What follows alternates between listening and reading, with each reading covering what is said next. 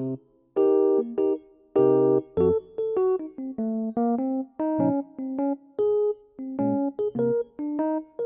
Video में हम देखेंगे क्लास 10th ज्योग्राफी का third chapter water resources.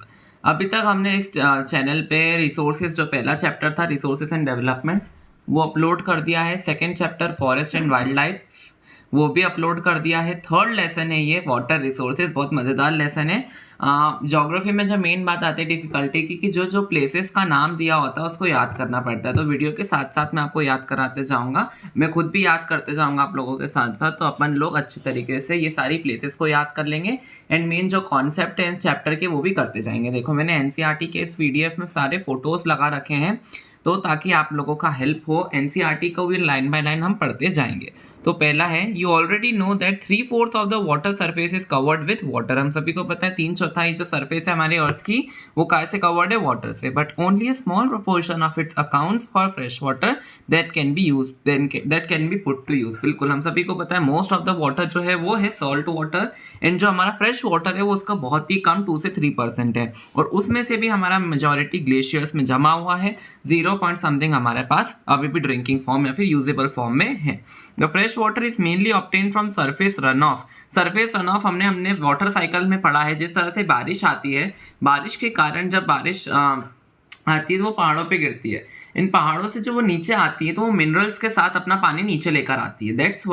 That's how हमारा जो सरफेस रन ऑफ होता है ना वो वाटर अक्यूमुलेट करता है in the plains and plateau वाला region, and plains and plateau में वाटर अवेलेबल हो पाता है। एंड सरफेस रन ऑफ सिर्फ बारिश का नहीं होता, अगर हमारे जो बर्फ जो होती है हिमालयाज या फिर कोई भी पहाड़ के ऊपर अगर वो भी मेल्ट होकर नीचे आ रही है तो वो अपने साथ हमेशा मिनरल्स लेके आती है, और वो नीचे जो प्लेन्स एंड प्लेट्यू वाला इलाका होता है वहाँ पर मिनरल्स के साथ रिवर का फॉर्मेशन करती है। आगे देखेंगे, ये सरफेस रन ऑफ से आता है। And ground water that is continually being renewed and recharge through the hydrological cycle. और जो ग्राउंड वाटर जो है ना वो भी एकदम रिन्यू होता जाता है बाय द हाइड्रोलॉजिकल साइकिल, मतलब वो सिंपल वाटर साइकिल के द्वारा। All water move with in the hydrological cycle ensuring that water is a renewable resource. बिल्कुल, अब क्योंकि हाइड्रोलॉजिकल साइकिल यानी कि वाटर साइकिल से पानी रिन्यू हो जाता है, इसका मतलब पानी क्या है, रिन्यूएबल रिसोर्स है। बिल्कुल बहुत इंपॉर्टेंट है याद रखना, पानी रिन्यूएबल रिसोर्स है। क्यों? क्योंकि वो वाटर साइकिल से रिन्यू हो जाता है। You might wonder that if 3/4 of the water is covered, if 3/4 of the world is covered with water and water is a renewable resource, then how it is that countries and regions around the globe suffer from water scarcity। अब आप सोच रहे हैं कि 3/4 पानी, 3/4 world अगर water से covered है एंड वाटर भी रिन्यू हो सकता है, देन वाई इतनी सारी कंट्रीज वाटर स्कैरसिटी का शिकार है। What is it predicted that by 2025 nearly 2 billion people will live in an absolute water scarcity? ये सब क्यों प्रिडिक्ट करा जा रहा है? Let us see. Water and some facts and figures, ये बहुत इंपॉर्टेंट फिगर्स है, एमसीक्यू में सीधे सीधे ये पूछ लिए जाते हैं। 96.5% of the total volume of world's water is estimated to exist as ocean and only 2.5% of water is fresh water. अब मैंने आपको बताया था कि देखो वर्ल्ड जो है 3/4% का पानी से कवर्ड है, उस पानी में से 96.5% पानी ओशियनिक वाटर है यानी कि सॉल्ट वाटर है, और उसमें से सिर्फ 2.5% पानी ही हमारा फ्रेश वाटर होता है। नियरली जो 70% of this fresh water occur as ice sheets and glaciers. अब ये जो 2.5% ऑफ फ्रेश वाटर आ गया, अब फ्रेश वाटर जो है उसका भी 70% जो है वो ग्लेशियर्स में जमा हुआ है इन अंटार्कटिका और ग्रीनलैंड में, in the mountainous regions of the world में, while a little less than 30% is stored as ground water in the world aquifers. तो क्या हो गया, अब ये जो फ्रेश वाटर है उसका 70% है हमारा जमा हुआ, इन 30 से थोड़ा सा कम हमारे ग्राउंड वाटर में है। India receives nearly 4% of the global precipitation and ranks 133 in the world in terms of water availability. तो हमारी पूरे जितने भी ग्लोबल प्रेसिपिटेशन होते हैं यानी कि पूरे विश्व में जितनी बारिश होती है, भारत उसका 4% ले पाता है, और तो और 133 रैंक पे आता है in the terms of water availability पर पर्सन पर एनम। मतलब एक इंसान के पास कितना पानी हो सकता है, कितना उसके पास अवेलेबिलिटी ऑफ पानी है, उसकी अगर हम रैंकिंग करें वो इंडिया आता है 133 की रैंक पर। The total renewable water resources of India are estimated at 1897 square kilometres per annum. जो टोटल रिन्यूएबल वाटर रिसोर्सेज हैं इंडिया के पास, वो एस्टिमेट किए जा रहे हैं 1897 किलोमीटर स्क्वायर पर एनम। मतलब पर ईयर हमारे पास इतना सारा square kilometre of water resources available होता है। अब बाय 2025 क्या प्रिडिक्ट किया जा रहा है that large parts of India will join the countries और regions having absolute water scarcity. ये प्रिडिक्ट किया जा रहा है कि बाय 2025 इंडिया के कुछ जो लार्ज पार्ट्स होंगे ना, वो एब्सोल्यूट वाटर स्कैरसिटी को ज्वाइन कर लेंगे। अब देखो जो जो मेन एमसीक्यू थे इस पूरे पोर्शन से, वो मैं आपको बता देता हूँ। पहला था 96.5% पानी जो है टोटल, जो देखो स्टार्टिंग से स्टार्ट करो, पूरी जो अर्थ है उस पर 3/4 ऑफ जो एरिया है वो है पानी से covered.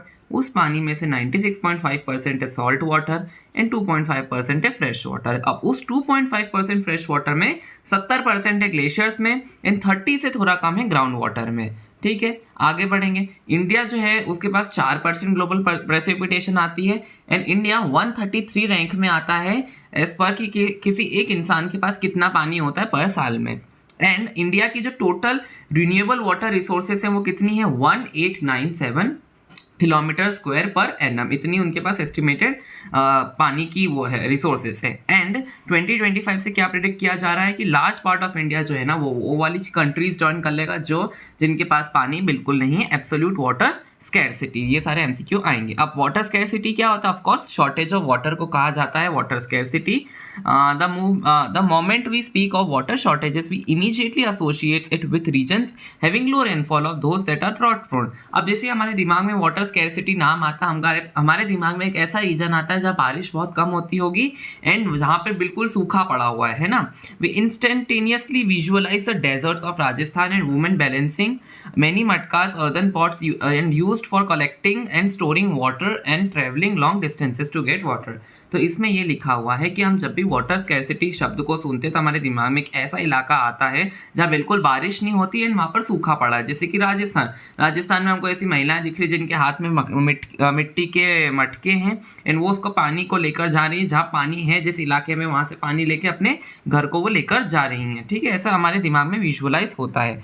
Many of our cities have ample water resources but it is still facing water scarcity. तो हमारे देश में मतलब हमारे कंट्री में बहुत सारी ऐसी सिटीज़ हैं जहाँ पर वाटर रिसोर्सेज हैं बट फिर भी वो वाटर स्कैरसिटी को फेस करती हैं। क्यों?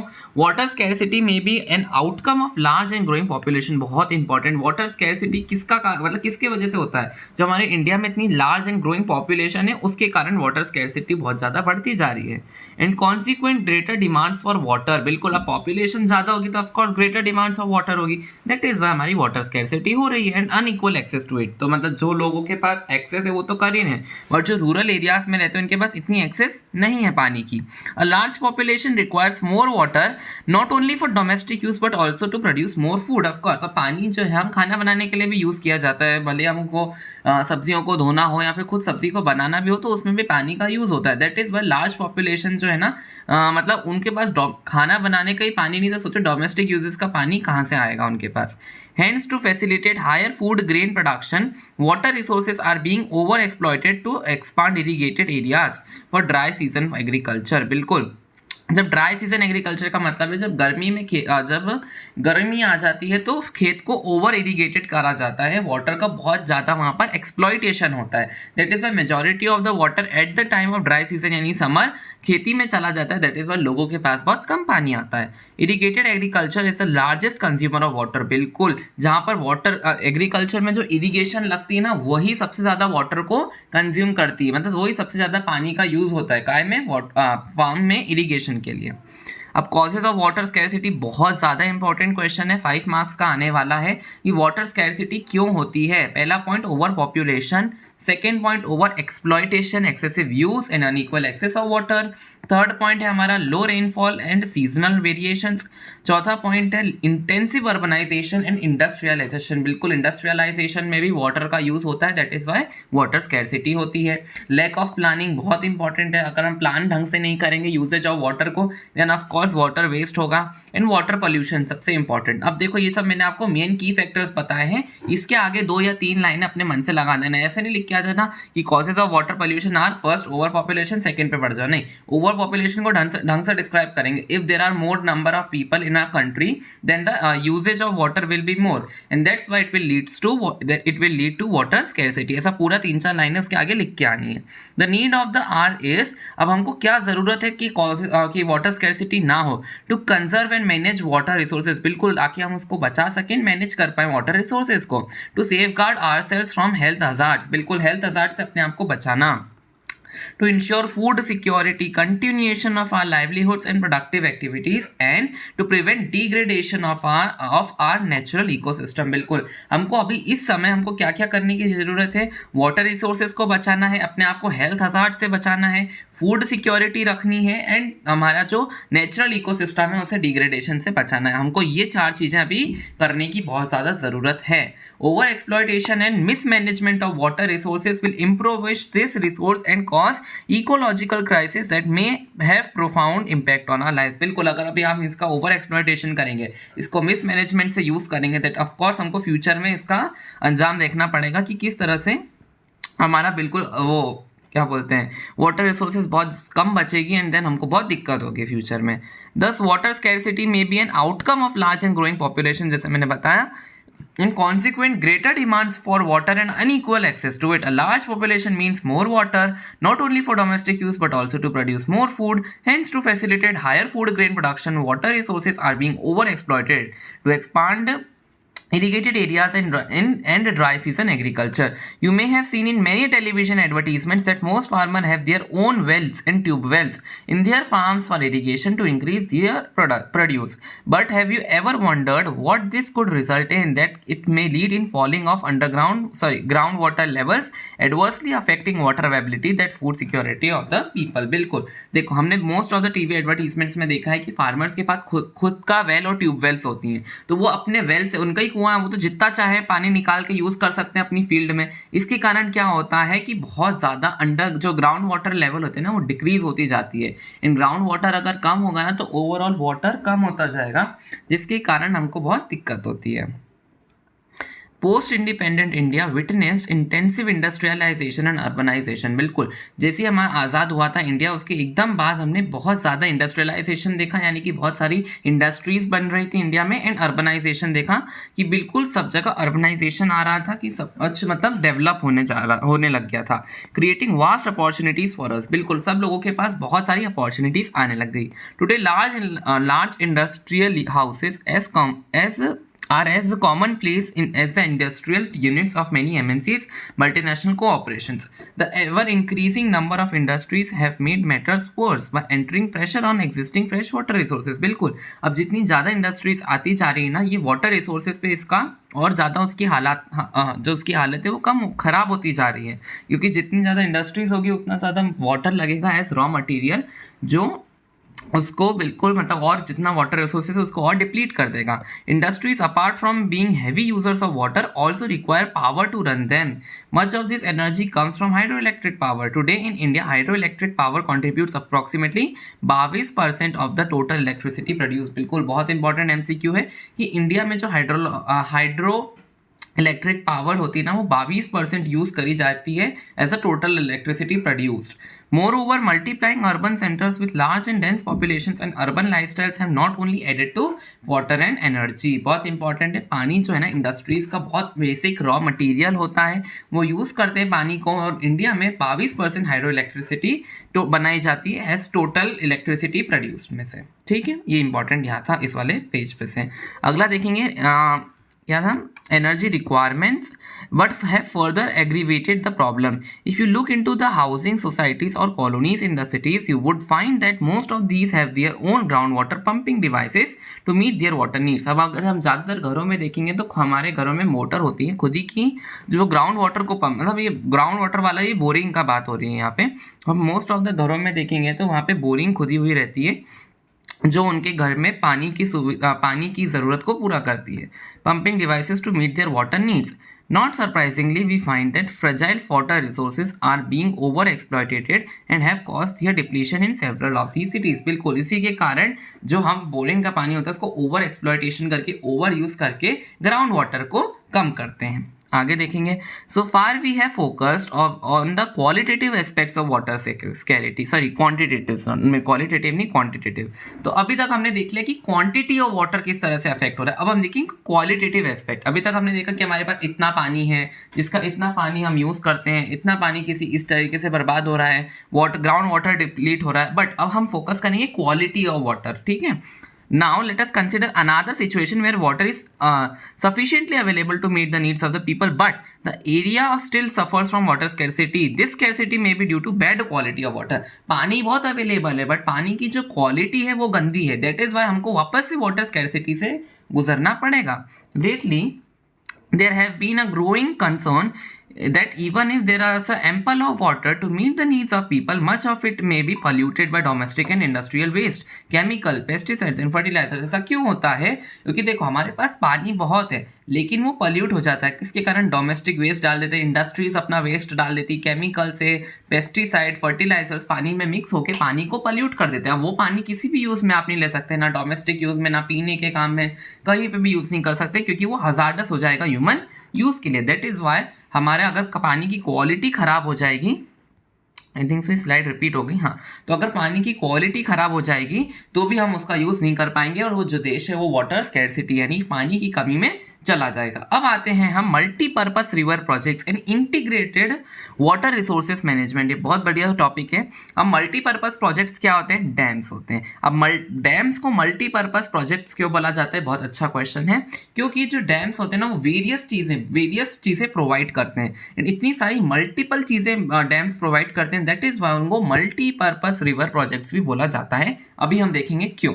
अब देखो, archaeological and historical records show that from ancient times we have been constructing sophisticated hydraulic structures like dams built on stone reservoirs or lakes, embankments and canals for irrigation। देखो अगर हम अपने प्राचीन इतिहास में भी देखा जाए ना तो भारत का इतिहास ये कहता है कि हम बहुत पुराने टाइम से पानी के सोफिस्टिकेटेड स्ट्रक्चर्स बनाया करते थे, मतलब पानी का यूज़ हम अच्छी तरीके से कर पाते थे एंशियंट टाइम से। अगर हम इंडस वैली सिविलाइजेशन पे ध्यान दें तो इंडस वैली सिविलाइजेशन में पानी के इतने अच्छे से स्ट्रक्चर्स बनाए गए थे कि उसी समय से, इतना पुराना 1400 BC से ही हमारा जो पानी की पाइपलाइंस थी ना वो इंडस वैली सिविलाइजेशन में स्टार्ट हो गई थी।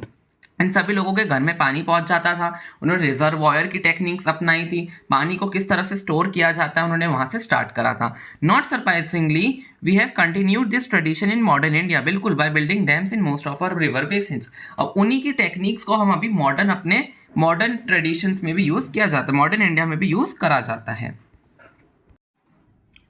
इस वाली सेक्शन में हमको देखना रहेगा कि पहले जो एंशियंट टाइम में किस तरह से हम हाइड्रोलिक स्ट्रक्चर्स बनाया करते थे वाटर के यूजेज के लिए, मतलब किस तरह से हम लेक्स बनाया करते थे, फ्लड को रोकने के लिए जो चीज़ें बनाई जाती थी वगैरह वगैरह, अभी हम सब देखेंगे। तो मतलब एंशियंट इंडिया से ही हम ये सब स्ट्रक्चर्स बनाना शुरू कर चुके हैं। तो in the 1st century BC, आप सोचो 1st सेंचुरी की बात चल रही है, तो जो हमारा एक सेकेंड, तो श्रृंगावेरापुरा में नियर इलाहाबाद के पास में है Sringaverapura, had sophisticated water harvesting system channelling the flood water of the river Ganga. बिल्कुल, ये क्या ऐसे सोफिस्टिकेटेड यानी कि बहुत ही अच्छे एकदम प्लान या और मतलब प्लानिंग करके ऐसे वाटर हार्वेस्टिंग सिस्टम्स बनाए जाते थे। देखो अब गंगा में आता है फ्लड, तो वो फ्लड वाटर जो है ना वो जैसे हमारे मेन एरिया में घुस जाता है ना, तो उस वाटर को इस तरह से चैनल्स बना दिए जाते थे कि उस पानी की हम वाटर हार्वेस्टिंग करके, मतलब फ्लड वाटर जो एंटर करा है ना एरियाज़ में उसके ऐसे चैनल्स बना दिया करते थे जिससे जो फ्लड वाटर ऑफ गंगा है ना उसकी वाटर हार्वेस्टिंग हो जाती थी। During the time of Chandragupta Maurya के टाइम पे क्या हुआ था क्या हुआ था, कहाँ गए लिखा, हाँ, डैम्स बनाए गए थे, लेक्स बनाए गए थे, इरिगेशन सिस्टम्स वर एक्सटेंसिवली बिल्ड। तो बहुत सारे डैम्स बने थे चंद्रगुप्त मौर्य के टाइम पे, लेक्स बनाए गए थे, इरिगेशन सिस्टम्स को बहुत डेवलप कर दिया गया था उस टाइम पे। Evidences of sophisticated irrigation works have also been found in Kalinga Odisha में, नागार्जुन कोंडा आंध्र प्रदेश में, और बेन्नूर कर्नाटका, कोल्हापुर महाराष्ट्र एक्सेट्रा। मतलब इतनी सारे इंडिया के पार्ट्स, ओडिशा में, आंध्र प्रदेश में, कर्नाटका और महाराष्ट्र में, इन 4 जगहों में हम देख सकते हैं कि किस किस तरह से वाटर हार्वेस्टिंग के सोफिस्टिकेटेड स्ट्रक्चर्स, हाइड्रोलिक स्ट्रक्चर्स बनाए जाते थे। अगला पॉइंट, 11वीं शताब्दी में भोपाल लेक बनाया गया था। वो उस समय का बहुत बड़ा आर्टिफिशियल लेक था। तो भोपाल लेक बनाया गया था, ऑफ कोर्स भोपाल लेक है तो भोपाल में ही बनाया गया होगा। उस समय का ये बहुत बड़ा लार्जेस्ट आर्टिफिशियल लेक था ये। और 14th सेंचुरी में क्या हुआ था, हौस खास ने दिल्ली में बनाया था एक was constructed by Iltutmish for supplying water to Siri Fort area। तो क्या हुआ था, हौस द टैंक बनाया गया था हौस खास के इलाके में जो दिल्ली में है। किसने बनाया था, इल्तुतमिश ने बनाया था। ये क्या करता था, ये सिरी फोर्ट एरिया में वाटर को सप्लाई करता था। ऑफ कोर्स कोई टैंक है, वाटर का टैंक बनाया होगा, तो ये सिरी फोर्ट एरिया में वाटर को सप्लाई करता था। एक बार वापस ये 5 पॉइंट्स जो थे ना उनको रिपीट कर लो कि बिल्कुल बहुत ज़्यादा एमसीक्यू में पूछे जाते हैं। तो श्रृंगावेरापुरा में जो इलाहाबाद के पास में है, वहाँ पे उन्होंने क्या करा था, जो फ्लड वाटर आता था गंगा का, उसमें चैनल्स बना के उसकी वाटर हार्वेस्टिंग कर ली। कब करी, 1st सेंचुरी बीसी में करी। चंद्रगुप्त मौर्य के टाइम में क्या हुआ, डैम्स बनाए गए, लेक्स बनाए गए और इरिगेशन सिस्टम्स को अच्छे से बिल्ड करा गया। फिर हमने क्या देखा, उड़ीसा में जो कलिंग है, नागार्जुन कोंडा है आंध्र प्रदेश में, बन्नूर हमारा कर्नाटका, आखिरी में कोल्हापुर महाराष्ट्र में। इन चारों जगह में इरिगेशन के बहुत अच्छे सोफिस्टिकेटेड एविडेंसेस अभी भी मौजूद हैं। 11वीं सेंचुरी में भोपाल लेक बनाया गया था, उस समय का बहुत बड़ा आर्टिफिशियल लेक था। 14th सेंचुरी में एक टैंक बनाया गया दिल्ली के हौस खास इलाके में, इल्तुतमिश ने उसको बनाया था सिरी फोर्ट में वाटर सप्लाई करने के लिए। ठीक है, आगे बढ़ते। वाटर डैम्स बहुत इंपॉर्टेंट है। अभी तक कुछ बच्चों को डैम्स का वो मतलब नहीं होता, डैम्स का मतलब पता नहीं होता। डैम्स को मल्टीपर्पज़ प्रोजेक्ट्स भी बोला जाता है। तो डैम्स क्या होते हैं, किस तरह से डैम्स काम करते हैं, ये बहुत इंपॉर्टेंट है। A dam is a barrier across flowing water. समझ लो एक कोई नदी है यहाँ पर एग्जांपल, उसके अराउंड अगर मैं कोई ऐसा एक बैरियर कंस्ट्रक्ट कर दूँ, फ्लोइंग वाटर है, नॉर्मल रिवर चल रही है, उसके बीच में अगर हम कोई बैरियर लगा दें, तो हम बैरियर जैसे लगता है ना, तो देखो ये जो पानी आ रहा था ना यहाँ पे, वो यहाँ पे इकट्ठा होने लग जाता है और वाटर रिजर्वॉयर बना लेता है। फिर मैं जब भी चाहूँ पानी को छोड़ सकता हूँ, वो पानी यहाँ से यहाँ आगे जाएगा। एंड जब भी मैं पानी को छोड़ूंगा ना, नीचे लगे रहते हैं टरबाइंस। वो टरबाइंस जब घूमते हैं, जैसे पानी का प्रेशर उस पर पड़ता है और वाटर इलेक्ट्रिसिटी या फिर हाइड्रो इलेक्ट्रिसिटी जनरेट करते हैं। ये मेन मकसद होता है डैम कंस्ट्रक्शन का। एंड साथ ही साथ जब डैम कंस्ट्रक्शन होता है तो बहुत ज़्यादा एम्प्लॉयमेंट बढ़ती है। डैम्स को देखने लोग आते हैं तो टूरिज्म बढ़ती है, साइट ऑफ रिक्रिएशन बन जाता है। कभी कभार जो वाटर रिजर्वॉयर होता है, जो ऊपर वाला जहाँ पे मेन पानी इकट्ठा रहता है ना, वहाँ पे बोट चलती है, तो बोट चलने से वहाँ पे लोगों का फ़ायदा होता है। वहाँ पे लोग स्टॉल लगा लेते हैं कुछ खाने पीने का, तो उन लोगों का भी काम बढ़ जाता है। तो बहुत सारे पर्पस के लिए मल्टीपर्पज़ प्रोजेक्ट्स ही होते हैं डैम्स, मतलब बहुत सारी चीज़ों के मल्टीपल चीज़ों में डैम्स काम आते हैं। अब dam is a barrier across flowing water that obstructs या फिर डायरेक्ट करता है flow, often creating of reservoir बना देता है, लेक्स बना देता है, या फिर इम्पाउंडमेंट। ये जो रिजर्वॉयर के अलग अलग नाम दिए हैं। Dam refers to the reservoir rather than the structure. अभी कभी कभार जो ये डैम होता है ना, ये मेनली रिजर्वॉयर की बात चल रही है, बड़े वाले, ना कि वो स्ट्रक्चर की, जो पानी का इकट्ठा हो जाता है ना डैम के पीछे, उसकी बात होती है जब कभी भी हम डैम वर्ड का यूज़ करते हैं। Most dams have a section called spillway और वियर ओवर। स्पिलवे और वेयर ओवर ये जगह होती है जहाँ से हम पानी को आगे भेज देते हैं, ठीक है, याद रखना। विच और through which is indented that water will flow either intermittently और कंटिन्यूसली। बिल्कुल, इंटरमिटेंटली का मतलब होता है जब जब हम ऑर्डर करेंगे पानी तब तब जाएगा, या फिर कंटिन्यूसली, ऐसे ही कंटिन्यूसली पानी जाया जा रहा है। अगर हम particularly most of the dams intermittently ही उनमें पानी छोड़ा जाता है, तभी हमारा हाइड्रो इलेक्ट्रिसिटी जनरेट होती है। ठीक है, आगे हाइड्रो इलेक्ट्रिसिटी कैसे वर्क होती है, ये बहुत अच्छा एक डैम का एग्जांपल दिया है। देखो ये पानी समझ लो एक पहले नदी हुआ करती थी, यहाँ उन्होंने बना दिया एक बड़ा सा डैम, इधर बन गया हमारा रिजर्वॉयर बन गया। अब समझ लो उन्होंने पानी को छोड़ा, देन पानी ऐसे से छूटेगा और नीचे यहाँ पे लगा देते हैं वो टरबाइन घूमती है, घूमने के कारण उसी के ऊपर लगा रहता है एक जनरेटर बना देता है हाइड्रो इलेक्ट्रिसिटी, पानी आगे चला जाता है। अब आते हैं क्लासिफिकेशन ऑफ डैम। दो तरीके से हम डैम्स को क्लासीफाई कर देते हैं, on the basis of material, किस चीज़ से डैम बना है एंड उसकी हाइट कितनी है। अगर हम पहले मटेरियल की बात करें तो पहले होते हैं एम्बैंकमेंट डैम्स। एम्बैंकमेंट डैम्स होते हैं मेनली सीमेंट के बने हुए डैम्स। सेकंड है टिम्बर डैम्स। टिम्बर होता है लकड़ी, मतलब लकड़ी के बने डैम्स। एंड थर्ड होता है masonry dams. Masonry dams both cement and लकड़ी के बने होते हैं। हाइट के बेसिस में हम बैंक को 3 तरीके से क्लासीफाई कर सकते हैं। सिंपल है, लो हाइट, मीडियम हाइट और हाई हाइट वाले डैम्स। ठीक है, ईजी था ये भी। आगे बढ़ते हैं। अब यूजेस ऑफ डैम्स, बहुत इंपॉर्टेंट क्वेश्चन है, बहुत बार पूछा गया है बोर्ड एग्जाम में कि डैम्स के क्या क्या यूज होते हैं, क्या क्या एडवांटेजेस होते हैं, वो भी हम इसमें डाल सकते हैं। Dams were traditionally built to impound river and rain water that could be used later to irrigate agricultural fields. अब देखो, डैम्स का पहले बनाने का मेन मकसद ये हुआ करता था कि हम पानी को इकट्ठा करेंगे एंड देन वो इकट्ठे करे हुए पानी को हम एग्रीकल्चरल फील्ड्स को इरिगेट करने के लिए यूज़ कर सकते हैं। बट अब आजकल जो मेन डैम को बनाने का मकसद होता है वो हाइड्रो इलेक्ट्रिसिटी होता है। Today dams are built not just for irrigation, but आज के समय में सिर्फ इरिगेशन के लिए यूज़ नहीं होता डैम, मैंने जैसे बोला इलेक्ट्रिसिटी जनरेट करने के लिए। अब उसी वाटर का यूज़ वो कर सकते हैं डोमेस्टिक एंड इंडस्ट्रियल यूजेस के लिए, इंडस्ट्री में रॉ मटेरियल के लिए, फ्लड कंट्रोल के लिए बहुत इंपॉर्टेंट है, फ्लड भी कंट्रोल करता है हमारा dam. Recreation, sites of recreation यानी कि ये एम्प्लॉयमेंट जनरेट करता है। इनलैंड नेविगेशन, इनलैंड नेविगेशन यानी कि tourism.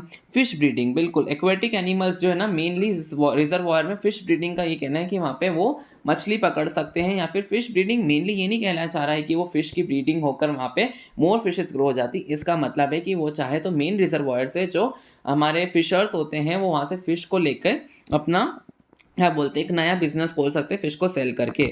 Dams are now referred to as multipurpose project. समझ में आ गया? देखो इतनी सारी चीज़ें वो सॉल्व कर रहे हैं, मल्टीपल चीज़ों के लिए डैम्स का यूज़ होता है, दैट इज़ वाई उसका नामकरण करके रख दिया multipurpose project. Where the many uses of the impound water are integrated with the one another. बिल्कुल इतना सारी तरीके से हम डैम वाटर का यूज़ कर सकते हैं। एग्जाम्पल देख लो कुछ डैम्स के। मेनली तो जो प्रोजेक्ट वर्क होगा ना, प्रोजेक्ट वर्क में हमको बहुत सारे डैम को लेबल करना है, बट जो कुछ मेन डैम्स है ना उनका एग्जाम्पल दिया हुआ है। हीराकुद प्रोजेक्ट है महानदी में, बहुत इंपॉर्टेंट, महानदी बेसिन में हीराकुद प्रोजेक्ट है। ये इंटीग्रेटेड क्यों? Conservation of water and flood control. Mainly Hirakud project इसलिए बनाया गया था कि महानदी रिवर में फ्लड कंट्रोल करा जा सके। महानदी रिवर कहाँ पर है? हमारे छत्तीसगढ़ वाले साइड पे, छत्तीसगढ़ के, और छत्तीसगढ़ से वो फ्लो होती है हमारे आगे जाएगी एंड हमारा वो देन वो आगे बढ़ती वेस्ट बंगाल में जाती है, वेस्ट बंगाल से बे ऑफ बंगाल में डेल्टा बना के चली जाती है। ठीक है, तो और फिर हम आएंगे आगे। अगला एग्जाम्पल दिया गया है हमारे भाखरा नांगल बेसिन पे बनाया गया है सतलज बीस river basin. The Bhakra Nangal project बनाया गया है सतलज रिवर के ऊपर। Water is being use both for hydel power के लिए और हमारे इरिगेशन के लिए। ठीक है, जो हमने पहले अभी हमने देखा क्या था हमारा, ये हीराकुद प्रोजेक्ट था, महानदी रिवर पे बनाया गया मेनली फ्लड कंट्रोल के लिए। सेकेंड हमारा सतलज 20 रिवर पे बनाया गया भाखरा नांगल प्रोजेक्ट, ये बनाया गया mainly for energy production and हमारा इरिगेशन के लिए। आगे बढ़ते हैं। Multipurpose projects launched after independence with their integrated water resources management approach were thought of as the vehicle that would lead the nation to development and progress, overcoming the handicap of its colonial past। बिल्कुल एकदम independence के बाद बहुत सारे dams बनाए गए थे, क्यों? यह सोच के कि वो जो है ना नेशन की डेवलपमेंट करेंगे एंड आफ्टर जो इतना handicap, overcoming the handicap of colonial past, यानी कि जिस तरीके से ब्रिटिशर्स ने हमारे इंडिया का पूरा डेवलपमेंट खराब करके चले गए, उसको ओवरकम करने के लिए डैम्स बहुत काम में आएंगे। ये माइंडसेट लेके डैम्स बनाए जाते थे इंडिपेंडेंस के बाद। जवाहरलाल नेहरू की कही गई बात बहुत इंपॉर्टेंट है, एमसीक्यू या फिर आई थिंक सो क्वेश्चन में पूछ लिया जाता है। जवाहरलाल नेहरू ने डैम्स को प्रोक्लेम किया temples of modern India. Temples of modern India कहा गया है डैम्स को बाय जवाहरलाल नेहरू। क्यों? ऐसा क्वेश्चन आता है, सीधे सीधा आंसर लिख देना। इतनी सारी चीज़ों में डैम्स हमको हेल्प करता है, जो हमने यूजेस ऑफ डैम्स में पढ़ा ना, वो आप कहीं भी एडवांटेजेस ऑफ डैम्स में डाल दो, वाई डैम्स आर गुड, ये जवाहरलाल नेहरू ने उनको टेम्पल ऑफ मॉडर्न इंडिया क्यों बोला, हर जगह वो आंसर यूज़ कर सकते हैं। The reason being that it would integrate development of agriculture. पहले तो अगर इरिगेशन प्रोसेस के लिए यूज़ किया जाता है मतलब एग्रीकल्चर बढ़ाएगा एंड द विलेज इकोनॉमी बढ़ेगी। और विलेज इकोनॉमी बढ़ेगी तो ऑफकोर्स, क्योंकि देखो मेन जो सिटीज़ होती हैं ना वो तो अपनी इकोनॉमी डेवलपमेंट में पार्ट होती हैं by tertiary sector, but village economy का पार्ट मेनली एग्रीकल्चर इनपुट से आता है। तो अगर डैम्स क्या हेल्प करता है इरिगेशन में, और इरिगेशन ओवरऑल एग्रीकल्चर में हेल्प करता है, that is Y village economy बढ़ेगी। रैपिड इंडस्ट्रियलाइजेशन में काम आता है, इंडस्ट्रीज का बेसिक रॉ मटेरियल वाटर होता है, दैट इज़ वाई इंडस्ट्रीज बढ़ेगी तो डेवलपमेंट बढ़ेगी। In growth of the urban economy, बिल्कुल मतलब ये विलेज इकोनॉमी भी बढ़ा रही है और अर्बन इकोनॉमी भी बढ़ा रही है, दैट इज़ वाई इसको बोलते हैं क्या, temples of modern India by Jawaharlal Nehru. Recent India में देखा जाए तो multipurpose projects are large dams and large dams have come under great scrutiny and opposition for a variety of reasons. अब देखो रिसेंट ईयर्स में क्या देखा जा रहा है, डैम्स को है ना क्या बोला जाता है, सॉरी वेराइटी ऑफ रीजंस के कारण अपोज करा जा रहा है। क्यों? क्योंकि regulating and damming of rivers affect their natural flow. बिल्कुल, अब आप देखेंगे डिसएडवांटेजेस ऑफ डैम्स। अब देखो ये जो डैम्स है, अभी तक हमने इसकी अच्छाइयाँ पढ़ी कि इन्होंने इतना अच्छा काम करा है, बट अब हम देखेंगे डिसएडवांटेजेस ऑफ डैम्स। अब डैम्स क्या करते हैं, एक नेचुरल फ्लो जो होता है पानी का उसको रोक देता है। हमने अभी ये देखा ना, डैम्स कंस्ट्रक्ट करने के लिए एक रिवर है, उसके बीच में हम लगा देते हैं बैरियर। अब जब भी कोई चीज़ में बैरियर लगेगा तो ऑफकोर्स कुछ ना कुछ तो डिसएडवांटेज होगा, क्योंकि उससे पानी का जो नेचुरल फ्लो होता है ना वो रुक जाता है। एंड अब देखो मैंने बताया कि जो भी नदी ऊपर से आ रही होती है खासकर, वो चलते चलते आसपास अपने सेडिमेंट डिपॉजिट करती जाती है अंडरग्राउंड भी। आई ऊपर से रिवर तो वो अपने left and right hand side पे ये इस तरीके से बहुत सारे सेडिमेंट्स डिपॉजिट करते हुए जाती है। ये बहुत काम के होते हैं। एल्यूवियल सॉइल मेनली यहाँ पर देखी जाती है, इस मतलब एल्यूवियल सॉइल बनाते जाते हैं।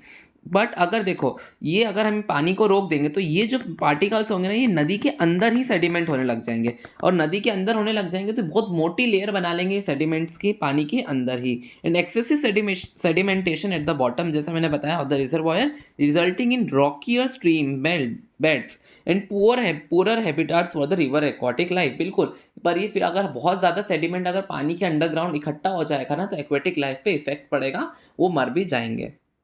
And dams also fragment river making it difficult for aquatic fauna to migrate. बिल्कुल, कुछ मछलियाँ ऐसी होती है जो माइग्रेशन करती है, बट अगर आप रास्ता रोक दोगे तो मछलियाँ माइग्रेट कैसे कर पाएंगी। दैट इज़ वाई ये एक्वाटिक माइग्रेशन को भी बहुत ही हानि पहुँचाता है।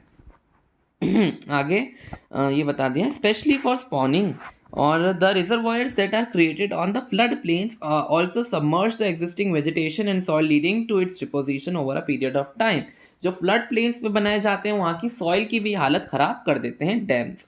मल्टीपर्पज़ प्रोजेक्ट्स आर लार्ज, ये तो बता दिया ना, नहीं वापस से, multipurpose projects and large dams have also been the cause of many new social movements like Narmada Bachao Andolan भी आ गया है एंड द तहरी डैम आंदोलन। ये दो आंदोलन चल रहे हैं अभी रिसेंट ईयर्स में। क्यों चल रहे हैं? बिकॉज जो नर्मदा रिवर के ऊपर बहुत बढ़िया और बड़ा सरदार सरोवर डैम बनाया गया है। सरदार सरोवर डैम को बनाने के लिए अब वहाँ पर क्या हुआ था कि देखो अगर हमको डैम बनाना है तो ऑफकोर्स जो पानी का कॉन्सेंट्रेशन होगा रिजर्वॉयर बड़ा हो जाएगा। बट जो रिजर्वॉयर जब बड़ा होगा ना तो जो उसके आसपास क्या रहते थे, ट्राइबल लोग रहते थे। वो जो ट्राइबल लोग रहते थे ना उनको वहाँ से शिफ्ट करवाया गया। बट अब ट्राइबल लोग कैसे शिफ्ट करेंगे? उनका तो पूरा खेती ज़मीन पूरा घर वगैरह सब वहीं था। दैट इज़ वाई फिर भी उनको बोला गया कि हम आपको कंपनसेशन में पैसे दे देंगे, आप यहाँ से शिफ्ट करो। उन्होंने बना लिया डैम, लेकिन लोगों को कंपनसेशन ठीक से नहीं मिला। लोगों ने उसके खिलाफ आंदोलन लगाया, नर्मदा बचाओ आंदोलन का। और वो और भी बहुत सारे वेराइटी ऑफ रीजंस थे। तहरी डैम आंदोलन भी, तहरी रिवर पे जो डैम बनाया गया था तहरी डैम, उस पर भी एक आंदोलन चला etcetera. Resistance to these projects have primarily been due to the large scale displacement of local communities, ना कि कमोडिटीज। हाँ, तो इसका मेन रीजन क्या था? Large scale displacement of local communities. जैसा मैंने बोला, ट्राइबल लोगों को लार्ज स्केल में एक जगह से दूसरी जगह शिफ्ट करवाया गया। इसके कारण ये मेन कॉज बना फॉर द ये आंदोलन का।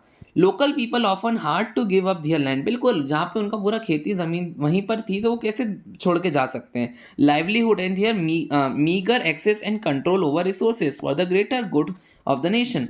सो if the local people are not benefiting from such projects then who is benefited. अब देखो ये जो डैम्स बन रहे हैं इससे ओवरऑल इंडिया का इकोनॉमी तो बढ़ रही है, बट ये जो छोटे ट्राइबल लोग हैं उन लोगों का तो बहुत ज़्यादा नुकसान हो रहा है। ठीक है, हम भले ही बेनिफिट हो रही है, हमारे पास भले हाइड्रो इलेक्ट्रिसिटी आ रही है, जैसा हमने पढ़ा 22% हाइड्रो इलेक्ट्रिसिटी होती है टोटल इलेक्ट्रिसिटी प्रोडक्शन में, तो हमारा फायदा हो रहा है। बट ये ट्राइबल लोगों का कितना नुकसान हो गया। Perhaps the landowners and large farmers, industrialists and few urban centers. Take the case of landless in a village. Does he really gain for such a project? बिल्कुल, अपन को जो भी हम डेवलपमेंट करते हैं तो ये सभी लोगों के एस्पेक्ट्स को ध्यान में रखना चाहिए कि सभी लोगों का डेवलपमेंट हो। अगर किसी एक इंसान का भी नुकसान हो रहा है ना तो वो डेवलपमेंट मतलब इतनी बड़ी डेवलपमेंट नहीं कहलाएगी। मतलब डैम्स भले ही बहुत अच्छे होते हैं बट कुछ डिसएडवांटेजेस तो ऑफकोर्स चीज़ों का होता ही है। Irrigation has also change the cropping pattern of many regions with farmers shifting of water intensive and commercial crops. This has great ecological consequences like saline spelling गलत है यहाँ पर शायद थिंक सो ये सेलिनाइजेशन, हाँ यह सही है, of the soil. At the same time it has transformed the social landscape that is increasing the social gap between the richer land owners and the landless poor. यहाँ पर मेनली ये बताया गया है कि जो पानी होता है ना इरीगेशन का, वो मेनली फार्मर्स जो है ना ट्यूबवेल्स और वेल्स से इकट्ठा कर लेते हैं, मतलब वेल्स का यूज़ करके काम चला लेते हैं। और जो अमीर फार्मर्स होते हैं वो बड़े मतलब कैनाल्स और अपने मन से खुद के ट्यूबवेल्स लगवा लेते हैं, मतलब खुद के। वैसे तो गवर्नमेंट खोल रही है फार्मर्स के लिए ट्यूबवेल्स बट वो धीरे धीरे आ रहे हैं। बट जो बड़े बड़े लैंड ओनर्स होते हैं ना खुद ही की अपनी ट्यूबवेल्स लगवा लेते हैं, कैनाल्स बनवा लेते हैं, जिससे उनके फार्म में इरीगेशन अच्छे से होती है। अमीर फार्मर अब अच्छी इरीगेशन का यूज़ करके और अमीर होते जाते हैं। इन बेचारे गरीब फार्मर्स के पास अच्छी इरीगेशन फैसिलिटीज़ होती ही नहीं थी। रिच और रिच होते जाते हैं, पुअर और पुअर होते जाते हैं। नर्मदा बचाओ आंदोलन मैंने बता दिया, या फिर save Narmada movement is a non governmental organisation, यानी कि एनजीओ है, गवर्नमेंट का इसमें कोई हाथ नहीं होता।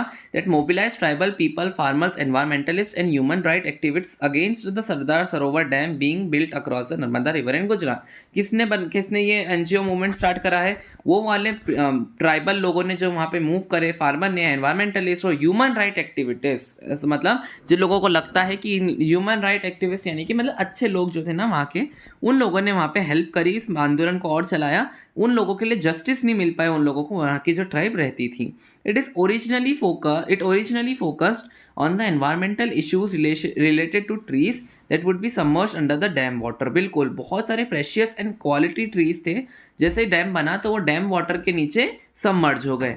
Recently it has refocused the aim to enable poor citizens, specially the ousties displaced people to get full rehabilitation facilities from the government. मतलब गवर्नमेंट ने बोला आपको बढ़िया कंपनसेशन मिलेंगे, आपको इससे भी अच्छे इलाके में शिफ्ट करेंगे, बट गवर्नमेंट इसको देने में चूक गई है। इसके कारण रिसेंटली वो इस पे एम रख रहे हैं कि जो पुअर लोग हैं ना उनको जो गवर्नमेंट ने वादे किए थे वो उनको मिले, मतलब हाँ जो गवर्नमेंट ने वादे करे थे वो पूरे हों। सरदार सरोवर डैम जो है ना वो has been built over the Narmada river in Gujarat. Sardar Sarovar dam को नर्मदा रिवर के ऊपर बनाया गया है। This is one of the largest water resource projects of India. बहुत बड़ा डैम है, largest water resource project of India का। 4 स्टेट्स को ये कवर करता है, मतलब 4 स्टेट्स को मेजरली इलेक्ट्रिसिटी देता है, महाराष्ट्र, मध्य प्रदेश, गुजरात एंड राजस्थान। ऑफकोर्स अगर गुजरात में बनाया गया है तो ये ऊपर राजस्थान में इलेक्ट्रिसिटी देता है, मध्य प्रदेश में एंड महाराष्ट्र में, ठीक है। आगे देखो, the Sardar Sarovar project would meet the requirement of water in drought prone and desert areas of Gujarat. 9,490 villages and 173 towns and Rajasthan में ये 124 विलेजेस को इलेक्ट्रिसिटी देता है। बहुत ज़्यादा इंपॉर्टेंट है क्या हमारा ये जो नर्मदा रिवर वाला जो था, सॉरी सरदार सरोवर डैम, ये गुजरात में 9,490 गाँवों को इलेक्ट्रिसिटी देता है, 173 टाउन्स में इलेक्ट्रिसिटी पहुंचाता है एंड राजस्थान में 124 गाँवों में इलेक्ट्रिसिटी देता है। वापस से रिपीट करो, गुजरात में 9,490 गाँव एंड 173 विलेजेस और राजस्थान में 124 विलेजेस। ठीक है, ये बता दिया। मेनली यहाँ पर ये ध्यान रखना है कि ये जो सरदार सरोवर डैम है ना ये कहाँ कहाँ अपनी बिजली पहुँचा रहा है। गुजरात में 9490 विलेज में, 173 टाउन्स में और राजस्थान में 124 विलेजेस में। ठीक है, यहाँ लिख देता हूँ मैं ताकि आपको जो बॉक्स में लिंक मिले नोट्स की, वहाँ पर आपको अच्छी तरीके से ये मिल जाए। गुजरात में 9490 विलेज और 173 टाउन और हमारा महाराष्ट्र में, सॉरी राजस्थान में 124 विलेज। ठीक है, चलो आगे बढ़ेंगे। गुजरात में साबरमती बेसिन में farmers agitated and almost caused riot over the higher priority given to water supply in urban areas, particularly during droughts. अब क्या हुआ, गुजरात में साबरमती बेसिन में रहने वाले जो फार्मर्स थे ना, उन्होंने मतलब लड़ाई करी, यानी कि एक आवाज़ उठाई कि ड्रॉट के समय यानी कि सूखे के समय जो पानी होता है ना वो अर्बन एरियाज़ में पहुंचा दिया जाता है, बट फार्मर वाले इलाके में नहीं आता। ठीक है, तो इसके कारण गुस्सा आया फार्मर लोगों को कि जब गर्मी का समय होता है, जब सब जगह सूखा पड़ा होता है, तो जो पानी होता है, वाटर सप्लाई जो होती है ना, वो अर्बन एरियाज़ में हो रही होती है। That is Y urban areas में पानी जा रहा है, बेचारे फार्मर्स को पानी नहीं मिल पाता। इसके कारण उन्होंने रायट किया, यानी कि उन्होंने आवाज़ उठाई। इंटर स्टेट वाटर डिस्प्यूट्स भी चालू हो गए। Inter state water disputes mainly हमारा देखा जाता है कृष्णा गोदावरी रिवर में। इसमें क्या होता है, जैसे कि स्टेट्स के मतलब जैसे कि देखो पूरा इंडिया है, तो स्टेट्स के मध्य लड़ाई हो जाती है पानी के लिए कि हमारे पास आनी चाहिए पानी, हमारे पास आना चाहिए। ये देखिए कृष्णा गोदावरी डिस्प्यूट है, बहुत इंपॉर्टेंट है, यहाँ से बहुत बार क्वेश्चन आता है, इसका कॉन्सेप्ट समझ जाओ। ये मेनली होता है महाराष्ट्र, कर्नाटका और आंध्र प्रदेश के बीच में, इन 3 स्टेट्स के बीच में ये होता है। Krishna Godavari dispute is due to the objection raised by Karnataka and Andhra Pradesh governments. It is regarding the diversion of more water at Koyna by the Maharashtra government for a multi-purpose project. This would reduce downstream flow in their states that adverse consequence for agriculture and industry. देखो आप सभी को पता है महाराष्ट्र हमारा इधर है, उसके नीचे कर्नाटका, इसके यहाँ पे आंध्र प्रदेश। तो महाराष्ट्र का जो मल्टीपर्पज़ डैम है ना कोनिया में, वो पानी का जो है ना सारा यूजेज कर लेते हैं, जिसके कारण कर्नाटका में और आंध्र प्रदेश में पानी की डाउन स्ट्रीम जो है ना वो कम हो जाती है। तो इसके कारण कर्नाटका एंड हमारी क्या नाम था, आंध्र प्रदेश की गवर्नमेंट ने आवाज़ उठाई कि हमारे महाराष्ट्र वालों को कोयना में ज़्यादा पानी का डाइवर्जन नहीं करना चाहिए ताकि उनकी स्टेट में भी पानी आ सके। इसके कारण हो गई है यहाँ पर इंटर स्टेट डिस्प्यूट्स। ये 3 पॉइंट्स याद रखना, क्योंकि इसका देखो कॉन्सेप्ट समझ जाना। महाराष्ट्र के पास है पानी का एक्सेस, क्योंकि वहाँ पे डैम है, तो वो क्या करते हैं, डाइवर्शन कर देते हैं पानी का, जिसके कारण कर्नाटका एंड आंध्र प्रदेश में पानी नहीं पहुंच पाता है। इसके कारण हो जाती है इंटरस्टेट डिस्प्यूट्स। आगे बढ़ो। Most of the objections to the projects arouse due to their failure to achieve the purposes of why they built. Ironically, the dams that were constructed to control the flood have triggered flood due to sedimentation in the reservoir. बिल्कुल हमने बताया था कि dams बनाए जाते हैं flood को रोकने के लिए, बट जब डैम के रिजर्वायर में सेडिमेंटेशन होती है तो पानी बाहर आने लगता है, जिसके कारण कभी कभार आयरनिकली फ्लड और कॉज हो जाते हैं। इसके कारण डैम ने फ्लड कॉज भी करे कई कई जगह। Moreover, the big dam have mostly been unsuccessful in controlling floods at the time of excessive rainfall के समय पे। You may have seen or read how the release of water from dams during heavy rains aggravated the flood situation in Maharashtra and Gujarat in 2006। हम सभी को पता है महाराष्ट्र में बहुत बड़ा फ्लड आया था 2006 में। ये क्यों हुआ था, क्योंकि वहाँ का जो डैम था, जो भी हमने पिछले केस में बात की, उन्होंने हैवी रेनफॉल के समय पानी को रिलीज कर दिया। तो डैम्स का मेनली पर्पस होता है फ्लड रोकना, बट आयरनिकली कभी कभार डैम्स जो होते हैं वो फ्लड को कॉज भी कर देते हैं। तो क्यों करते हैं, क्योंकि वहाँ पे सेडिमेंटेशन हो जाता है रिजर्वायर के अंदर। The flood have not only devastated life and property but also caused extensive soil erosion. बिल्कुल सॉइल इरोजन भी होता है, फ्लड आता है, टॉप लेयर अपनी मिट्टी लेकर चला जाता है पानी पूरा। Sedimentation also meant that the flood plains were deprived of silt, a natural fertilizer, further adding on to the problem of land degradation. It was also observed that the multi-purpose projects induced earthquakes, it caused water-borne diseases and pests and pollution. ये सब के सब disadvantages लिखे हैं of multi-purpose projects। आप ये question आएगा disadvantages of multipurpose projects, तो उसके अंदर आप ये सारे डिसएडवांटेजेस लिख सकते हो। आगे बढ़ेंगे। बहुत अच्छा टॉपिक रेन वाटर हार्वेस्टिंग, पक्का सवाल यहाँ से आता है रेन वाटर हार्वेस्टिंग का कहाँ कहाँ किस तरह से की जाती है। ये 5 पॉइंट हम देखेंगे। देखो इंडिया कितना डाइवर्सी है, हमारी डाइवर्सिटी जो है ना यही हमारे इंडिया को खास बनाती है। ज्योग्राफी में तो ऑफकोर्स हम डाइवर्सिटी ऑफ इंडिया ही पढ़ते हैं, तो अलग अलग जगह डिफरेंट टाइप से रेन वाटर हार्वेस्टिंग होती है, वो हम यहाँ पे पढ़ेंगे। चलो, there are many disadvantages of rising resistance against the multi-purpose project. So water harvesting system was a viable alternative both socio-economically and environmentally. In ancient India क्या हुआ, along with the sophisticated hydraulic structures, there existed on extraordinary traditions of water harvesting system. Ancient India में हमने देख लिया hydraulic structures. चलो मेरे साथ revise करेंगे हाइड्रोलिक स्ट्रक्चर्स कौन कौन से थे। फर्स्ट सेंचुरी में श्रृंगाबेरापुरा, याद आ रहा है सबको, श्रृंगाबेरापुरा इलाहाबाद के पास में उन्होंने हाइड्रोलिक स्ट्रक्चर्स बनाए थे। काई के लिए? फ्लड का, वो आई थिंक सो गंगा के पानी के लिए। क्या मैं खुद याद नहीं आ रहा, एक सेकेंड रुको, कहाँ गया ये रहा। हाँ, गंगा का जो पानी आता था उसके लिए। अब आगे नहीं देखेंगे, पहले हम देखें, खुद से बोलकर देखेंगे, देन हम उसमें बढ़ेंगे। इसी तरह से लर्न होती हैं चीज़ें, खुद बोलो देन चेक करो सही बताया कि नहीं। सेकंड पॉइंट हमने देखा था भोपाल लेक का। चलो थोड़ा नीचे आ जाते हैं। भोपाल लेक का हमने देखा था, भोपाल लेक को बनाया गया था और वो उस समय का लार्जेस्ट मैन या फिर आर्टिफिशियल लेक था। देन हमने उसके बाद देखा था कि जो हमारे चंद्रगुप्त मौर्य के टाइम पे बहुत सारे डैम्स बनाए गए थे, इरिगेशन चीज़ों को एक्सटेंसिव किया था, लेक्स बनाए गए थे, ठीक है। फिर हमने देखा था हौस खास जो दिल्ली में है, वहाँ पर उन्होंने टैंक बनाया था पानी का। इल्तुतमिश ने काई के लिए वो टैंक बनाया था कि सीरी फोर्ट में पानी जा सके। फिर हमने देखा था कलिंग जो उड़ीसा में है, कोल्हापुर जो महाराष्ट्र में है।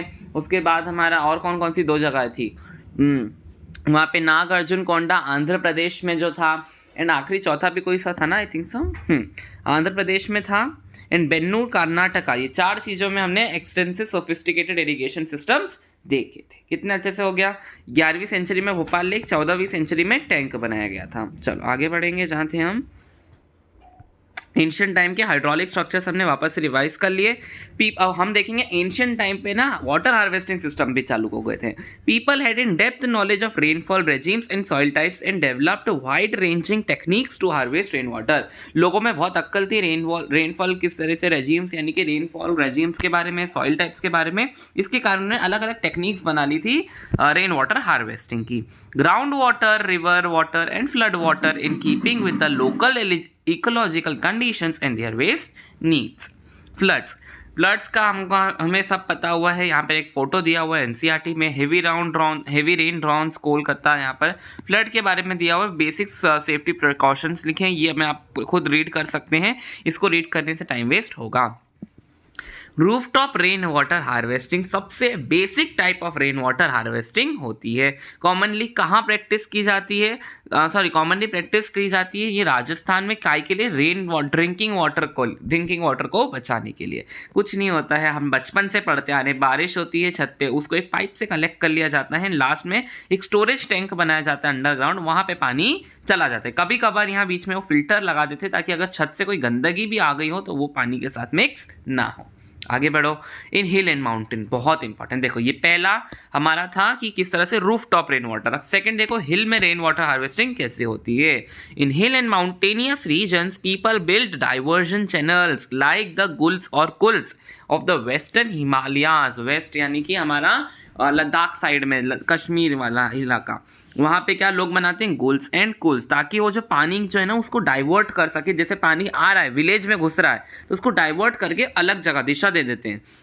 A cool leads to circular village tank as the above in the Kaza village from which water is released as and when required। बहुत अच्छी तरीके से बताया गया। देखो काजा विलेज में क्या करते हैं, जब भी पानी आता है ना तो उसको इस तरह से डाइवर्ट कर देते हैं कि ये हमेशा सारा पानी इस पॉन्ड में इकट्ठा हो जाए, इस लेक में इकट्ठा हो जाए। विलेज टैंक, अब जब भी देखो समझ लो ये पूरी विलेज है, ये उन्होंने जब भी उनको लगता है कि अब बारिश का सीजन आने वाला है वो बड़ा सा गड्ढा खोल लेते हैं। फिर जब भी बारिश आती है ना तो ऐसे चैनल बना देते हैं कि सारा का सारा पानी कहाँ चला जाता है, उस टैंक में चला जाता है, वाटर टैंक में। एंड देन जब बारिश खत्म हो जाती है, अभी बारिश के बाद भी वो उस पानी का यूज़ कर लेते हैं। गोल्स एंड कोल्स, और कहाँ देखा गया ये काजा विलेज में हम देख सकते हैं अच्छी तरीके से। हिल्स एंड माउंटेनियस रीजन, यहाँ से बहुत क्वेश्चन आते हैं, अच्छे से याद रखना please. Rooftop rain water harvesting का थोड़ा सा यहाँ पर एक्सप्लेनेशन दिया है।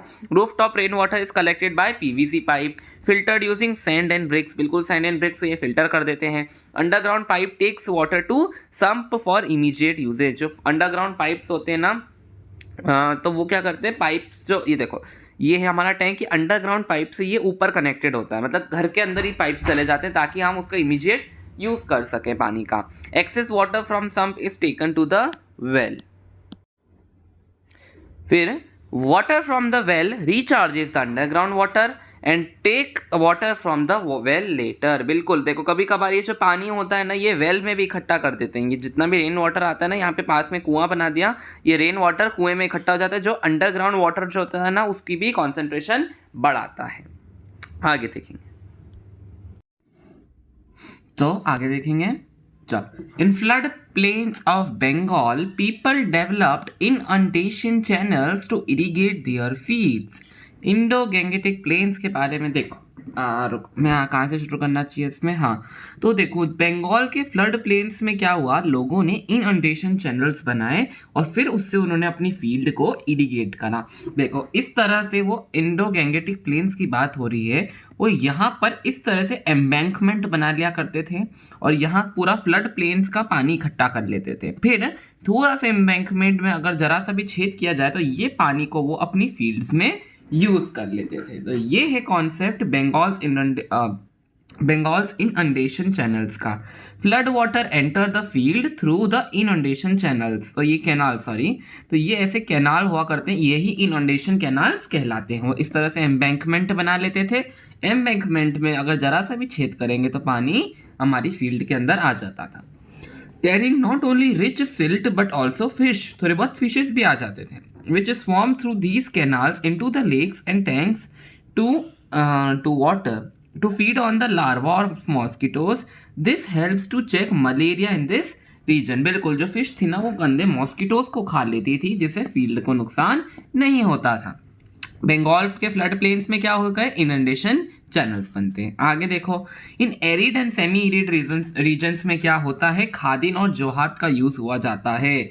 खादा में, हाँ, एरिड और सेमी एरिड रीजन्स में agricultural fields were converted into rainfed storage structures. बिल्कुल, जो भी एग्रीकल्चर की फील्ड होती थी ना, उसको वो क्या रेनफेड स्टोरेज, यानी कि उनको मतलब जब भी बारिश आती थी ना, तो एग्रीकल्चर की फील्ड पे एग्रीकल्चर को रोक देते थे और वहां पे जब बारिश आती थी तो पानी को इकट्ठा होने देते थे। फिर वो पानी को अलाउ करते थे टू स्टैंड, और फिर वो जब इकट्ठा हो जाता था पानी, तो जितनी भी सॉइल होती थी उसको मॉइस्ट कर देता था। लाइक द जो ये कहाँ होती थी, जो क्या, लेकिन चादिन्स इन जैसलमेर और जोहात इन राजस्थान। ठीक है, कैसे याद रखोगे भैया, वो तो कुछ ना कुछ करना ही पड़ेगा। खादिन्स इन जैसलमेर, जोहात इन राजस्थान, कुछ ना कुछ। खादिन और जोहात याद रख लेना पहले, तो मेन जोहात फिर राजस्थान में और खादिन हमारा जैसलमेर में। आगे बढ़ो।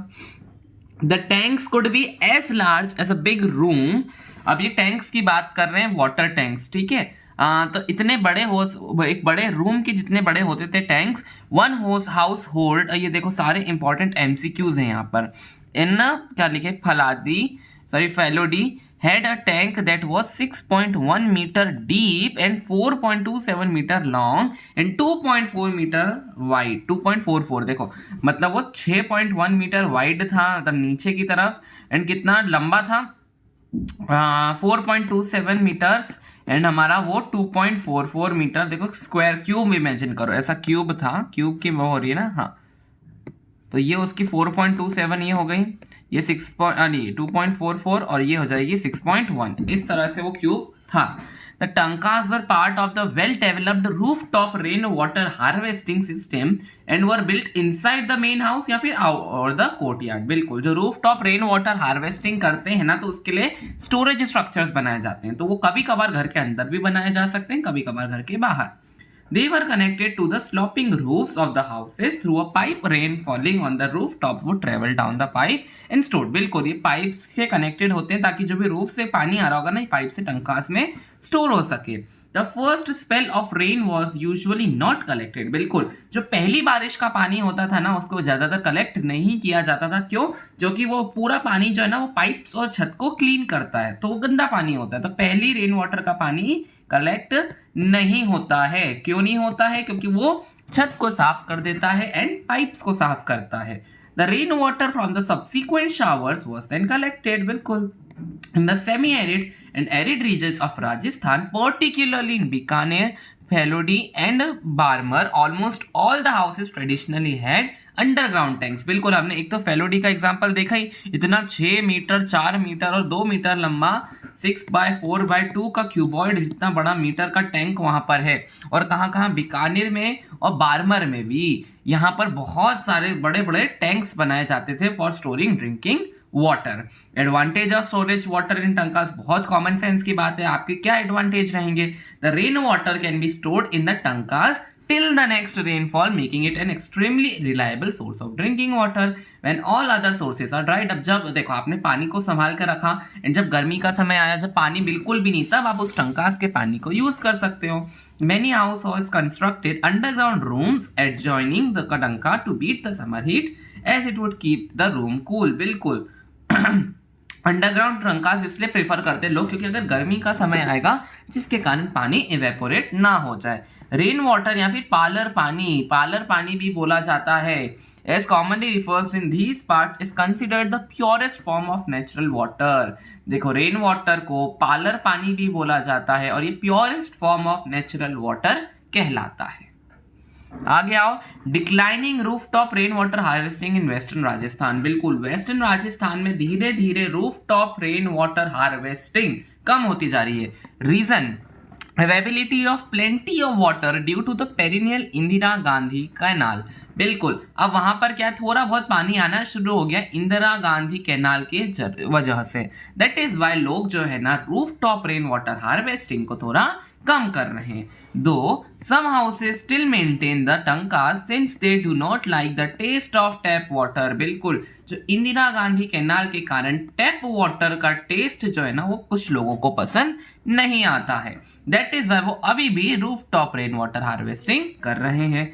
Fortunately, in many parts of rural and urban India, rooftop rainwater harvesting is being successfully adapted and stored to conserve water। बिल्कुल यह कहा जा रहा था, देखो यहाँ पे इतना बताया गया कि वेस्टर्न राजस्थान यानी ये पूरा राजस्थान हो गया, अरावली हिल के पीछे वाला इतने इलाके में जो है ना roof top rain water harvesting कम हो गई है। क्यों? क्योंकि वहाँ पे इंदिरा गांधी कैनाल आ गया है। इंदिरा गांधी कैनाल लोगों को टैप वाटर के जरिए पानी प्रोवाइड कर देता है, बट कुछ लोगों को वो टैप वाटर का टेस्ट पसंद नहीं आता, इसलिए कुछ लोग अभी भी वहाँ पे रेन वाटर हार्वेस्टिंग कर रहे हैं।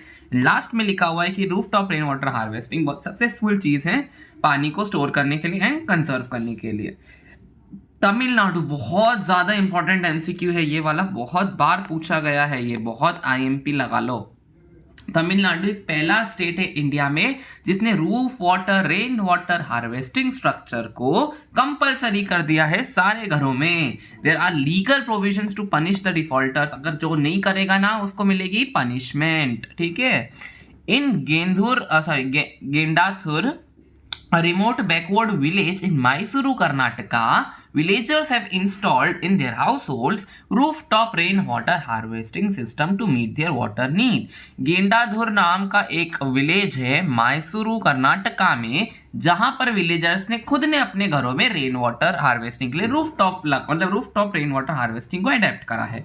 नियरली 200 हाउस होल्ड है जिन्होंने ये इंस्टॉल करा है in the village and earn the rare distinction of being rich in rain water. और बिल्कुल रेन वाटर के रिच बन गए, मतलब वहां पे रेन वाटर को स्टोर करते जा रहे हैं। Gendathur receives an annual precipitation of 1000 millimetre and with 80% of collection efficiency. बताओ गेंडाधुर में 1000 मिलीमीटर की बारिश होती है, ये 80% को कलेक्ट कर लेते हैं। And of about 10 fillings every house can collect and use about 50,000 litre of water annually. बताओ वो हमेशा हर साल 50,000 लीटर पानी बचाते हैं एंड यूज करते हैं। और कौन सा पानी? रेन वाटर का। From the 200 houses the net amount of rain water harvested annually amount of 1 lakh litres. अब अगर 200 घरों को मिला देंगे, 50,000 घर एक यूज कर रहा है ना, मतलब पर लीटर, तो पूरा 1 लाख लीटर सब लोग एन्युअली बचा लेते हैं। बैम्बू ड्रिप इरिगेशन सिस्टम समझ लो। इसके बाद मैं क्या करूंगा, इसके बाद तो मैप वर्क है। ठीक है, मैप वर्क आपको बता देंगे एंड में लास्ट में सारे एमसीक्यूज आपको वापस से बता दूंगा। देखो ज्योग्राफी ना इतना बढ़िया सब्जेक्ट है, द ओनली थिंग जिसमें दिक्कत आती है is to remember the places का नाम। सारी जगह कौन सी कहाँ पर है, कौन सी जगह, वो याद रखने में मुश्किल आती है। सेम इस हिस्ट्री में भी ईयर्स याद करने में, तो फिर भी मैं आपको बता दूंगा। तो बैम्बू ड्रिप इरिगेशन सिस्टम बहुत अच्छा सिस्टम है। इसमें क्या होता है, देखो समझ लो यहाँ है हमारी रिवर। अब रिवर का पानी लेकर आना है एग्रीकल्चरल फील्ड में, तो रिवर का पानी एग्रीकल्चर के फील्ड में लाने के लिए वो यूज करते हैं पाइप्स का। बट अब ये जो पाइप्स होते हैं ये पीवीसी के पाइप्स नहीं, बैम्बू के पाइप्स होते हैं। इस तरह से बैम्बू आपने देखा हॉलो होता है अंदर से, तो वो बैम्बू के पाइप्स का यूज करते हैं, इस तरह से वो नदी के पास लगा देंगे एंड वो एग्रीकल्चर फील्ड तक ले जाएंगे। बट क्या इतना आसान होगा ये लाना? नहीं, बीच में कहीं रोड आएंगी, कहीं बीच में फॉरेस्ट रीजन पड़ेगा, तो वो ऊपर ऊपर देखो इतने ऊपर ऊपर से पाइप लेके जाते हैं, इस तरह से आपको दिख रहा होगा। ग्रेविटी का हेल्प लेके वो और पानी का फ्लो बढ़ाते हैं। अगर कोई रोड आ जाती है तो ऊपर से ले लेते हैं, इस तरह से पेड़ों में से निकालते हैं, कुछ ना कुछ करके वो इस तरह से इरिगेशन सिस्टम और इरिगेशन चैनल्स बनाते हैं। मेघालय अ 200 year old system of tapping stream and spring water by using bamboo pipes is prevalent. About 80 से 20 liters of water enters the bamboo pipe system, get transported over hundreds of meters and finally reduces to 20 से 80 drops per minute at the site। अब सोचो, देखो कितना, अब आप सोचो ये पाइप एक मैंने लगाया, फिर थोड़े दूरी पे, मतलब ये जो बीच बीच में ना इनके होल भी हो सकते हैं बैम्बू में, और थोड़ा लीकेज होता है पानी का। बट सोचो, आप सोचो 18 से 20 लीटर पानी यहाँ से एंटर तो करा, यहाँ से 18 से 20 लीटर पानी एंटर कर रहा है, लास्ट में पहुंच रही है सिर्फ 20 से 80 ड्रॉप पर मिनट। सोचो, यहाँ से 18 से 20 लीटर हमारा पानी एंटर करा, बट उस साइड से सिर्फ 20 से 80 ड्रॉप पर निकलती है पानी की पर मिनट। इतना वाटर का लॉस भी होता है वहां पे at the site of the plant. Picture 1 क्या कह रही है ये वाली? Bamboo pipes are used to divert the perennial springs on the hill tops और to the lower reaches of by gravity. बिल्कुल ऊपर से लेकर आते हैं पहाड़ों का पानी नीचे की ओर, नीचे ग्रेविटी की मदद से। 2 and 3 पिक्चर, यानी कि ये है हमारी 2 एंड ये है 3। The channel sections made of bamboo divert water by the or to the plant site where it is distributed into branches again made and laid out with different forms of bamboo pipes. The flow of water into the pipes controlled by manipulating pipe positions। बिल्कुल ये अलग अलग बता रहे हैं कि इस तरह से पाइप से हमारा पूरा उस चैनल बनाते हैं। पिक्चर 4 देखो, if the pipes pass a road they can taken how to high above in the land. बिल्कुल, अगर वो रोड समझ लो नीचे से, देखो ऊपर से लेके जाते हैं। पिक्चर 5 and 6 क्या कह रही है? Reduce channel sections and diversion units are used to the last stage of water application. The last channel section enables water to be dropped near the roots of the plant। बिल्कुल, ये last section की वो बता रहे हैं। इसके आगे वो क्रॉप्स होगी, ये हमारा समझ लो ये हमारी क्रॉप है। ये बैम्बू आया, यहाँ से 20 से 80 ड्रॉप पानी गिरती है क्रॉप के ऊपर और वहां से इरिगेशन होती है। ये बैम्बू ड्रिप इरिगेशन सिस्टम था। मैप्स पहले बता देता हूँ, या फिर रुको उससे पहले मैं आपको सारे एमसीक्यूज बता देता हूँ जो हमने देखे हैं। जो मैं अभी ये वीडियो, ये सबसे मेन इंपॉर्टेंट सेक्शन होगा पूरी वीडियो का। चलो, यहाँ से कोई एमसीक्यू नहीं है, यहाँ से एमसीक्यू आएंगे। 96.5% ऑफ वाटर है हमारा, 3/4 ऑफ वाटर जो है वो है हमारा मेन, पूरा रीजन कवर है अर्थ का 3/4 ऑफ पार्ट वाटर से। उस 3/4 में से 96.5% है नमक वाला, 2.5% है फ्रेश वाटर। फ्रेश वाटर में से 70% जो है वो ग्लेशियर में है, 30 से थोड़ा कम अंडरग्राउंड है। इंडिया 4% रेनफॉल रिसीव करता है पूरा वर्ल्ड में से। 133 रैंक में आता है पर पर्सन कितना पानी एक इंसान के पास है। 1897 स्क्वायर किलोमीटर उसके पास टोटल वाटर रिसोर्सेज हैं। वाटर स्कैरसिटी कुछ नहीं आएगा, ये राजस्थान में होती है। यहाँ से कुछ नहीं है एमसीक्यू, यहाँ से नहीं है, आगे बढ़ो। यहाँ नहीं है, यहाँ भी नहीं है, यहाँ भी नहीं है एमसीक्यू। बाकी सब क्वेश्चन आंसर्स है, ठीक है ना, मैंने बता रखे हैं सारे क्वेश्चन आंसर्स। बहुत इंपॉर्टेंट हाइड्रोलिक स्ट्रक्चर्स के एमसीक्यूज आएंगे। फर्स्ट सेंचुरी में श्रृंगावेरा पूरा ने इस्तेमाल करा, इलाहाबाद के पास में है। फ्लड वाटर आता था गंगा का, उसको यूज करा। चंद्रगुप्त मौर्य के टाइम पे बहुत सारे डैम्स लेक्स बने। एविडेंस देखे जाते हैं कलिंग ओडिशा में, कोल्हापुर महाराष्ट्र में, फिर नागार्जुन कोंडा आंध्र प्रदेश में, एंड लास्ट कौन सा था? बेन्नूर कर्नाटका में। ये 4 जगह है जहां पर अभी भी हम देख सकते हैं एविडेंस। 11वीं शताब्दी में भोपाल लेक बनाया गया, उस समय का लार्जेस्ट लेक था। 14वीं शताब्दी में हौस खास दिल्ली में एक जगह है जहां पर एक टैंक बनाया गया इल्तुतमिश के द्वारा। ये सिरी फोर्ट में पानी सप्लाई करता था। आगे बढ़ो, यहाँ कुछ नहीं है। ये स्ट्रक्चर्स मटेरियल एम्बैंकमेंट डैम्स होते हैं, फिर हमारा टिम्बर डैम्स होते हैं, फिर मेसनरी डैम्स होते हैं, ये याद रख लो। आगे आएंगे, हीराकुद प्रोजेक्ट कहाँ बनाया गया है? महानदी पे। क्यों बनाया गया है? फ्लड कंट्रोल के लिए। आगे सतलज 20 रिवर पे बनाया गया भाखरा नांगल प्रोजेक्ट। ये इसलिए बनाया गया था ताकि हमारा हाइडल पावर जनरेट हो सके एंड इरिगेशन पर्पसेस के लिए यूज किया जा सके पानी। आगे आओ, नर्मदा बचाओ आंदोलन एनजीओ है, ये नर्मदा के लोगों के लिए है, ये एमसीक्यू आ सकता है, बहुत इंपॉर्टेंट है। हमारा जो सरदार सरोवर डैम है वो गुजरात की 9490 विलेजेस को पानी देता है एंड 173 टाउन्स को, एंड राजस्थान में 124 विलेजेस को पानी प्रोवाइड करता है। इंटर वाटर डिस्प्यूट्स कहाँ पर हुआ जा रहे हैं? महाराष्ट्र, कर्नाटका एंड आंध्र प्रदेश में। ये केनिया जो है ना, कोयना जगह है महाराष्ट्र की, वहां से शुरू हुआ है। रेन वाटर हार्वेस्टिंग में हमने हाइड्रोलिक स्ट्रक्चर्स याद रखना। रूफटॉप रेन वाटर हार्वेस्टिंग देखी जाती है, राजस्थान में खूब की जाती है। ये हिल स्टेशन में गुल्स एंड कुल्स बना के होती है, काजा विलेज में देखी गई है। रूफटॉप के बारे में देख लेना। हमारे बंगाल में गैंगेटिक प्लेन्स या फिर फ्लड प्लेन्स में देखा जाता है इनंडेशन चैनल्स बना के। फिर हमारा खादिन्स इन जैसलमेर एंड जोहाद इन राजस्थान याद रख लो। यहाँ से कुछ यहाँ से है इंपॉर्टेंट है, सॉरी, ये हमारा फालोडी, बार्मर एंड बीकानेर में देखा जाता है, सेमी एरिड रीजन्स में। और ये थोड़ी कॉमन सेंस की बातें देखी है यहाँ पे। ये भी मैंने बता दिया। पालर पानी बोला जाता है रेन वाटर को, ये याद रख लो। ये बिल्कुल यहाँ का भी इंपॉर्टेंट है, इंदिरा गांधी कैनाल का क्वेश्चन आ सकता है। तमिलनाडु पहला, बहुत ज़्यादा इंपॉर्टेंट एमसीक्यू, पहली जगह है जहाँ पर ये सब हुआ। गेंटाधूर याद रखना, गेंटाधूर जो एक ऐसी विलेज है मैसूरू में, कर्नाटका में। कितना पानी बचा लेती थी ये यहाँ पर 1000 mm की बारिश होती, 80% पानी बचा लेती। 200 हाउस होल्ड है, पर हाउस होल्ड ये 50,000 पानी बचा लेते हैं लीटर एनुअली, बट अगर 200 का देखे जाए तो ये 1 लाख लीटर एनुअली बचा लेते हैं। मैम्बो इरिगेशन देख ली। मैप वर्क में आओ। मैप वर्क में हमको सारे के सारे ये डैम्स जो है ना वो लोकेट करने हैं। सलाल डैम ये रहा, भाखड़ा नांगल ये रहा, तहरी डैम ये रहा, ठीक है, तीनों हो गए। राणा प्रताप सागर ये रहा हमारा राजस्थान का। फिर हमारा सरदार सरोवर डैम सबको पता है, नर्मदा रिवर के ऊपर। हीराकुद डैम ये रहा हमारा।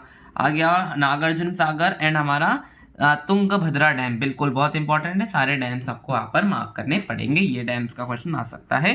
थैंक यू सो मच आपको। आई होप, रुको आगे कुछ है क्या?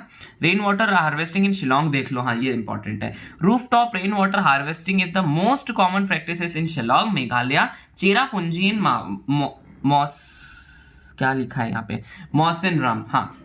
Situated at a distance of 55 km from Shillong, they receive a highest rainfall in the world. Yet the state capital Shillong faces acute shortage of water. सोचो, ये chart इतनी आपने सुना होगा, शिलोंग, मेघालय, चेरापूंजी, मौसिनराम, यहाँ पर इतनी बारिश होती है। ये 55 किलोमीटर दूर है शिलोंग से, बट शिलोंग जो है ये अक्यूट शॉर्टेज ऑफ वाटर से वो फेस करता है, जबकि इसके आसपास इतनी बारिश होती है। Therefore, nearly every household in the city has a rooftop rainwater harvesting structure. 15 से 25% of the total water requirement of the house hold जो है ना वो रेन वाटर हार्वेस्टिंग से आती है। ये भी इंपॉर्टेंट एमसीक्यू बन सकता है। नाउ अब हम बोल सकते हैं थैंक यू सो मच। अब ये लेसन खत्म होता है। देखो मैंने आपको रटा दी है सारे एमसीक्यूज, वापस से बताएं। मैंने खुद आप लोगों के साथ बैठकर भी लर्न कर लिए सारे एमसीक्यूज। आई होप आपको भी लर्न हो गए होंगे। एंड अगर फिर भी कोई क्वेश्चन आ रहा हो दिमाग में, कुछ समझ नहीं आई हो चीज़, बट मेरे हिसाब से नहीं आनी चाहिए, सब तो समझ आ जाना चाहिए, बट फिर भी आपको नहीं आई हो कमेंट बॉक्स में लिख देना। अगर आपको कुछ रेकमेंड करना है कि मेरे को किस तरह से और दूसरे चैप्टर्स डालने हैं इस चैनल पे, वो भी आप बता सकते हो। So thank you so much for watching. आगे वीडियोस आती जाएंगी। Thank you so much for watching. Bye bye.